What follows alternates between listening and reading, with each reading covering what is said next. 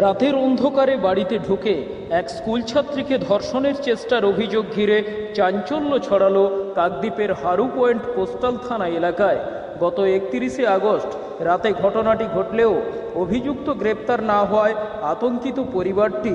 এই ঘটনায় অভিযুক্ত ওই স্কুল ছাত্রীর প্রতিবেশী সোমবার কাকদ্বীপ মহকুমা আদালতে গোপন জবানবন্দি দেয় ওই নির্যাতিতা ছাত্রী। স্থানীয় একটি স্কুলে একাদশ শ্রেণীতে পড়ে ওই ছাত্রী। আগামী 13ই সেপ্টেম্বর শুরু হচ্ছে একাদশ শ্রেণীর প্রথম সেমিস্টারের পরীক্ষা। এই ঘটনার পর আতঙ্কিত স্কুলে যেতে ভয় পাচ্ছে ওই স্কুল ছাত্রী। ঘটনায় পুলিশি নিষ্ক্রিয়তার অভিযোগ তুলেছে পরিবার। পুলিশ পক্সো মামলা রুজু করে তদন্ত শুরু করেছে নির্যাতিতা ছাত্রীর অভিযোগের ভিত্তিতে। ওই দিন রাত 11:30 নাগাদ নিজের ঘরে ঘুমোচ্ছিল ছাত্রী। সেই সময় চিলেকোঠা দিয়ে তার ঘরে ঢোকে ওই মত্ত যুবক। এরপর তার উপর ঝাঁপিয়ে পড়ে ছাত্রী। বুঝতে পেরে পাল্টা প্রতিরোধের চেষ্টা করে।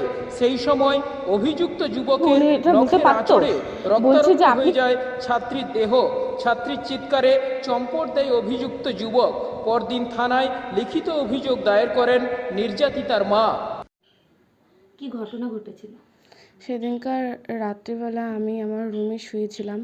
শুয়ে পড়ার পর ও তখন, আমি তো সেটা জানি না, মনে হচ্ছে আমাদের গ্রিল থেকে করে রান্নাঘর থেকে উঠেছে। উঠে আমাদের চিলেকোঠায় ওখান থেকে উঠে আমার রুমের দরজা খোলা ছিল। তখন আমি পড়তে ঘুমিয়ে পড়েছিলাম। হ্যাঁ, তার আগে কিছুক্ষণ আগে আমি জিমে যাই, ওয়ার্কআউট করি। হ্যাঁ, ঘরে বসে একটু ওয়ার্কআউট করেছিলাম। ওয়ার্কআউট করে পড়তে বসছি।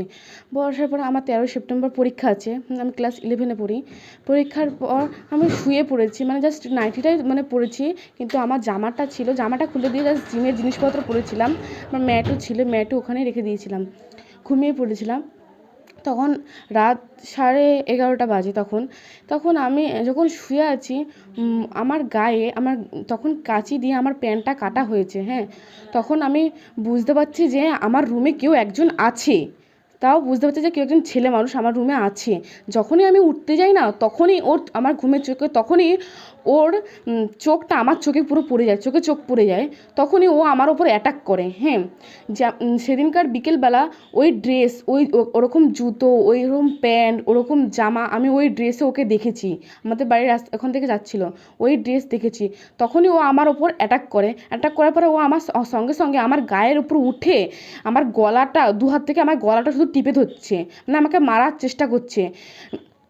টিপে দেওয়ার পর আমি যেমন তেমন করে আমাকে শুধু হাঁটু টিপে ধরছে, গলা টিপে ধরছে, মারার প্ল্যান করছে। আর ওকে আমাকে ধর্ষণ করে মার্ডার করে চলে যাওয়ার সিদ্ধান্ত নিয়েছিল।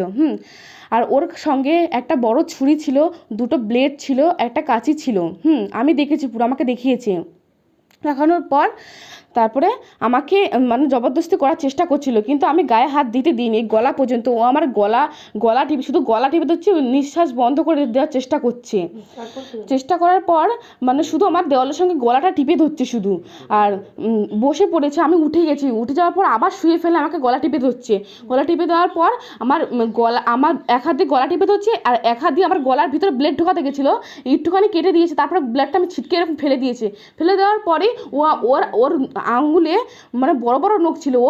ওর আঙুল আমার গলায় ওর হাতটা ঢুকিয়ে এরকম করে কেটে দিচ্ছে।